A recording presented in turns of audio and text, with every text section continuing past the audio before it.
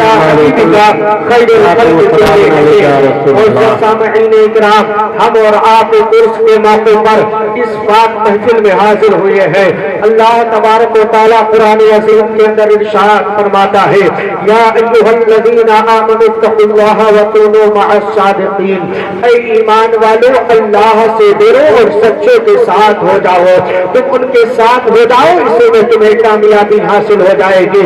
معزز سامعین اکرام، یہ سچوں کی جماعت کی طرف جب آپ اپنے قدموں کو بڑھائیں گے تو قسم خدا کی یارو یہ اللہ والوں کا وہ ڈر ہوتا ہے کہ جن کی چوکھٹ سے کبھی کسی کو مایوس نہیں کیا جاتا ہے، کبھی کسی کو رسوا نہیں کیا جاتا ہے، کبھی کسی کو خالی ہاتھ واپس نہیں کیا جاتا ہے، بلکہ جب اللہ والوں کی چوکھٹ پر کوئی سائل جاتا ہے تو اللہ والوں کی چوکھٹ سے ان کے سارے ارمانوں کو پورا کر دیا جاتا ہے، ان کی مصیبتیں ٹال دی جاتی ہے، ان کی مشکلیں آسان کر دی جاتی ہے۔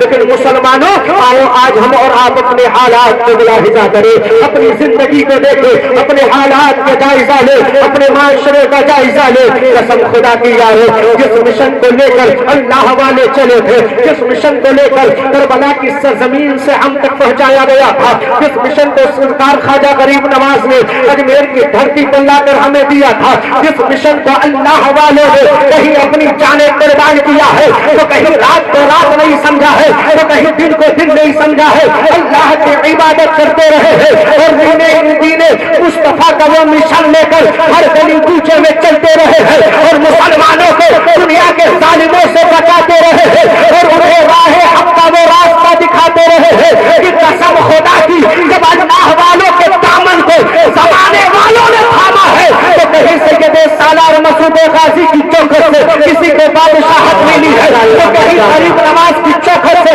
کسی کو تخت و تاج ملا ہے، تو کہیں خواجہ پیا کی چوکھٹ سے اگر انسان اٹھا ہے وہ بیان حاصل بنانے حاصل ہوا ہے تو اسے شہنشاہت بھی عطا۔ نعرہ تکبیر، نعرہ رسالت علماء اہل سنت، نعرہ تکبیر، نعرہ رسالت۔ ماشاءاللہ بہت خوب۔ آج زمانہ کہہ رہا ہے کہ اللہ والوں کی چوکھٹوں پر ہم جاتے ہیں، آج ان کی چوکھٹوں پر ہم حاضری دیتے ہیں، لیکن ہماری مشکلیں نہیں ٹلتی ہیں۔ آج زمانے والے کہہ رہے ہیں کہ دنیا والے ظلم و ستم کے بادل ڈھا رہے ہیں، لیکن مزارات اولیاء سے کرامات کیوں نہیں ظاہر ہوتا ہے؟ آج قسم خدا کی یارو پوری دنیا کے لوگ اسلام کے پیچھے پڑے ہوئے ہیں، اسلام کو مٹانے کی آخری حد تک کوشش کر چکے ہیں۔ تم نے اپنے ماتھے کی نگاہوں سے دیکھا ہے کہ تمہاری عبادت گاہوں کو بھی مٹایا گیا ہے، تم نے اپنے ماتھے کی نگاہوں سے بھی دیکھا ہے کہ مدارس اسلامیہ کے اوپر بھی ظلم و ستم کیا گیا ہے، تم نے اپنے ماتھے کی نگاہوں سے بھی دیکھا ہے کہ ہماری خانقاہوں کو مٹایا گیا ہے۔ قسم خدا کی یارو یہ ظالموں کو اتنی ہمت نہیں تھی، ان کے اندر اتنی جرأت نہیں تھی کہ یہ آنکھ اٹھا کے ہماری عبادت گاہوں کی طرف دیکھ لے، یہ آنکھ اٹھا کے ہماری بزرگوں کی یادوں کو مٹا سکے۔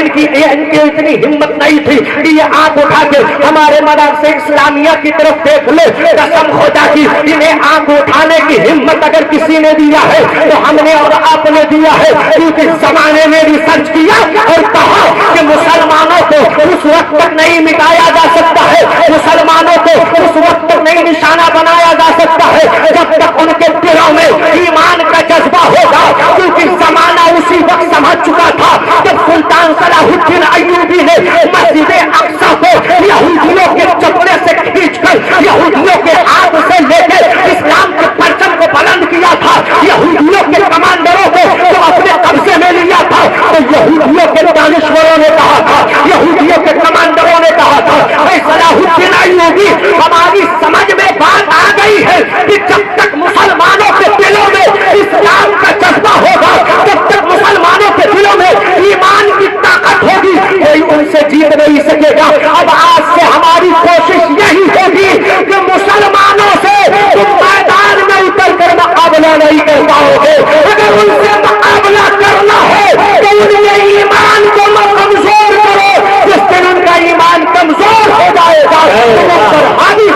بہت خوب ماشاءاللہ. مسلمانوں، سلطان صلاح الدین ایوبی کے اس جذبے کو دیکھ کر زمانے والوں نے ایک ہی ریسرچ اور ایک ہی فوکس کیا کہ مسلمانوں کے ایمان کو کمزور کرو، ایمان کو کمزور کرو. زمانے نے سازشیں رچی، رچتے رہے. کسی نے اپنی زبان سے ہمارے بزرگوں کی شان میں گستاخی کیا، ہم خاموش رہے. کہا اب مسلمانوں کے اندر وہ جذبہ باقی نہیں ہے، ورنہ اے کہنے والوں کہ اللہ والوں کی چوکھٹ سے کرامتیں کیوں نہیں نکلتی ہے؟ ارے یارو، کرامتیں دیکھنا ہے تو تمہیں کہیں اور جانے کی ضرورت نہیں ہے. تیارے غازی میں چلے جاؤ. 18 سالہ زندگی لا کر سرکار غازی نے راہ خدا میں قربان کر دیا. 1023 سال گزر چکے ہیں. دنیا میں نہ جانے کتنی حکومتیں آئی اور چلی گئی، نہ جانے کتنے انسان آئے چلے گئے، نہ جانے کتنے بادشاہ آئے مٹ گئے. سلطنت سنبھالنے والوں کا نام و نشان مٹ گیا. 1000 سال سے زائد وقت ہو چکا ہے. سرکار غازی کی چوکھٹ سے آج بھی خیرات لٹایا جا رہا ہے اور قیامت تک لٹایا.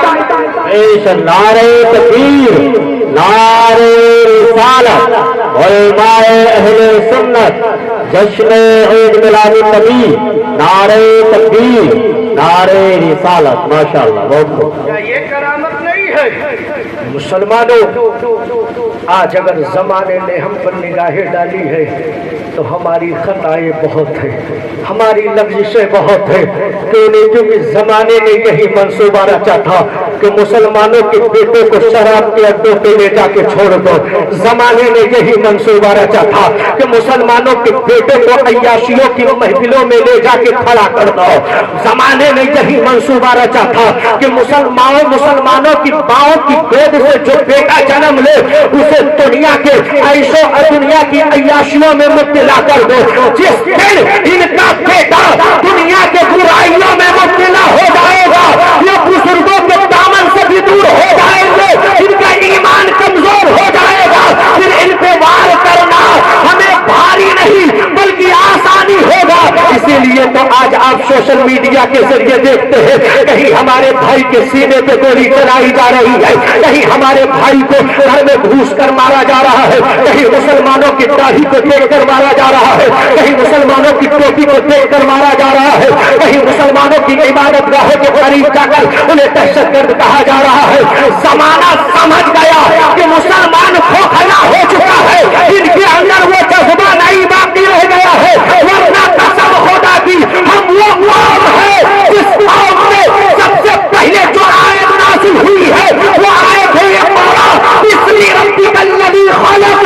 اے محبوب اپنی امتیوں کو فرما دو، زمانے والوں کو بتا دو کہ وہ پڑھے، کیونکہ جب وہ پڑھے لکھے ہوں گے تو دنیا ان کے قدموں.